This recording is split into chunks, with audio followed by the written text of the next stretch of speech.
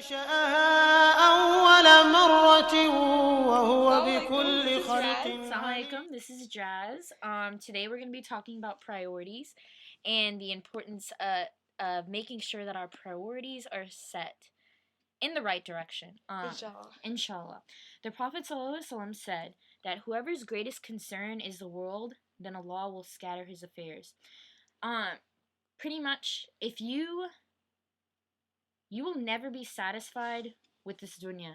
The grass will always seem greener somewhere else. That is life, and that is the predicament of the human race. Have you ever wondered why Bill Gates keeps striving to make more and more money when he's already the richest man in the world, and his fortune's already enough to like feed his future generations, and not just like middle class, but luxurious lives. And why would somebody with like why would somebody with so much money keep striving and striving and striving to make more and more and more and more and more, when in fact no matter how much he gets, he'll never be satisfied. Filling that hole inside of you with the dunya will never ever ever complete you ever. And this is why we have these people who just try to gain, And it leaves them miserable. and it leaves It's them crazy. miserable. Honestly, one thing is to ask, are they happy? And honestly, they're not happy. I mean, Yeah, I'm just none of gonna these be. people are happy. Here's an example. In 2009, a 74-year-old German industrialist was the 47th richest man in the world, and in one night he lost $9 billion. Oh, And actually, it was in 1 week, but he like found out at the end of the week. yeah. But in 1 week, he lost $9 billion. He went home and he killed himself. All of those years, 74 years of learning how to make money, learning how to deal with a business, were nothing. It didn't even teach him how to handle this crisis. His fortune was actually $15 billion, and after he lost the $9 billion, the fortune was now at $6 billion. That's still enough. That's to, like, still live enough a really money good to like life. I don't know, buy out Africa or something. Yeah. And It's crazy. it's just so crazy that first of all he saw was the loss. He didn't see that, oh, you know what, I still have $6 billion left. All he saw was I lost $9 billion. And honestly, I think this is crazy. This is so crazy. I feel like when you make the dunya like your goal, like this is what happens. yeah, and when the focus is on this world, when Subhanallah. when it can be with, you know what I mean? The focus is on this world when in fact today, like, it can be with you, but tomorrow it can be against you. So today you can be rich and tomorrow you can be poor. That's why putting your trust in the dunya is pointless. It's Oh, yeah. meaningless. But and here's the opposite to all of that. Those who make the next world his goal, Allah will bring his affairs together. So true wealth is not in the accumulation of this life. True wealth is in the wealth of the soul. Only the remembrance of Allah do hearts find ease. And of course, Allah it's said tells in the us this Quran. in the Allah tells Quran. us that. There are only two options. You either prioritize or you care for this life more than the next. There's not like, oh, I love the dunya and I love the akhirah. There's no such thing. You can't, you know what I mean? You can't be striving for both at the same exact time. And I'm not saying for you to, I'm not I mean, saying. you can't like not enjoy dunya. You cannot, yeah. But I mean, you can't be like people who like like obsessed. will forget all their salah, or will forget like like the Islamic way of like finance. They'll go collect interest and interest and interest as long as they're good in the dunya. But imagine that person who does that. Imagine how he is. Yeah, okay, so you're gonna die, right? And about average lifespan is what?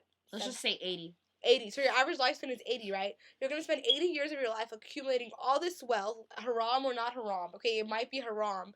Imagine after 80 years, okay, maybe you were happy, but what do you have to face Allah with? Like, what do you have to show Allah? Like, I spent 80 years of my life accumulating haram, and this is what you have to give Allah. Like, subhanAllah, like, none of your money. Like, Allah tells us in the Quran, sincere gab, that wealth and children are a test for, like, they're like the glitter and the pizzazz of this life.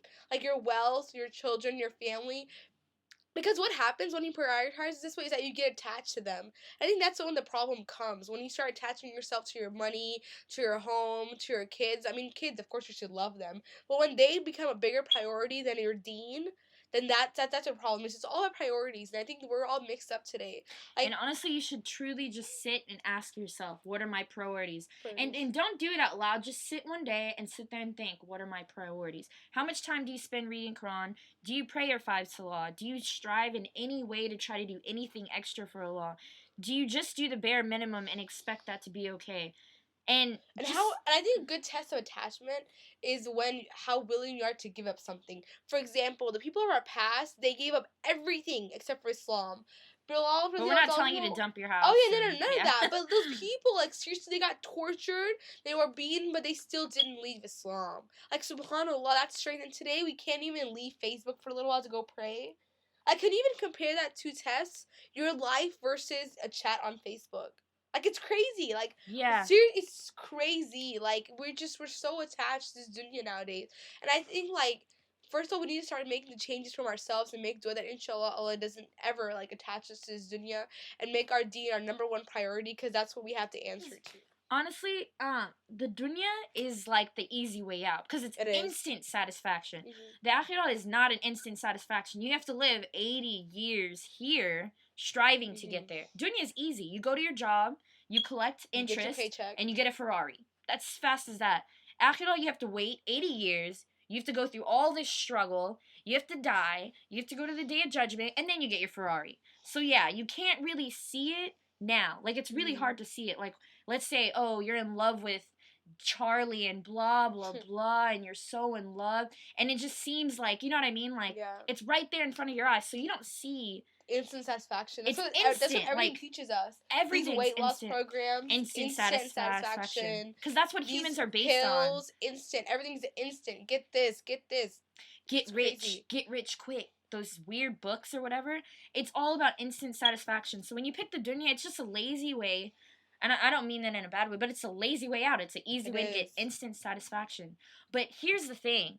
Back to the Ferrari thing. Yes, you can go to work, collect a bunch of interest, get a Ferrari tomorrow. But imagine waiting 80 years, and you don't only get the Ferrari, you get Jannah. A million times Jannah type Ferrari. It's a Jannah Ferrari. So imagine that thing probably flies and skips on water. Does whatever you want it to do. So it's not just that this dunya gives you instant satisfaction of what you're going to get later. It just gives you instant satisfaction of something that's lower. That's why dunya actually means, like, it's lower. And Jannah is higher. So that Ferrari, yeah, instant satisfaction. But imagine if you waited 80 years and it's a million, quadrillion, kabillion times not even imaginable better than the Ferrari you got. You can't even imagine it. Sometimes you have to be patient in order to get what you want. In order to get better than what you... It all goes back to being grateful. Being grateful and setting your priorities at pleasing Allah. You can still be a mathematician and be Muslim. You can still be an engineer, a physicist, a doctor, a nurse, whatever you want to do, and be a physicist. Actually, there was a Sahaba who, somebody would come to him and they would be like, hey, dude, there's this, of course I'm narrating, they didn't say dude. Hey, dude, there's this guy. He's like super religious, blah, blah, blah. He knows Quran, he's a Hafid. And then the guy would be like, oh, what does he do? Does he have a job? And if they said no, then he wouldn't like him anymore. So, I mean, it's not like back then they were just all sheikhs and walked around and told people things were wrong. It wasn't like that. They had jobs, they had lives, but they also had a priority for the deen. So, honestly, you can be a normal guy, a normal girl, and have this deen a priority. It's not something hard to do. It's just something you have to take time to do, you have to want to do, and you have to put the effort in to do it. Yeah, if you want it, you'll do it. If you want that A in your biology class, trust me, you'll do it. You'll stay up at night. You'll stay up and do it. If you want to win that basketball competition, you'll be outside practicing every night. If you want Jannah, you'll strive for Jannah. You'll be striving for it. It's all about what you prioritize in your life. And inshallah, that's just a small reminder we wanted to share with you today. Jannah we were made, and to Jannah will return. Inshallah. Assalamu alaikum. Keep following us. فإذا أنتم منه توقدون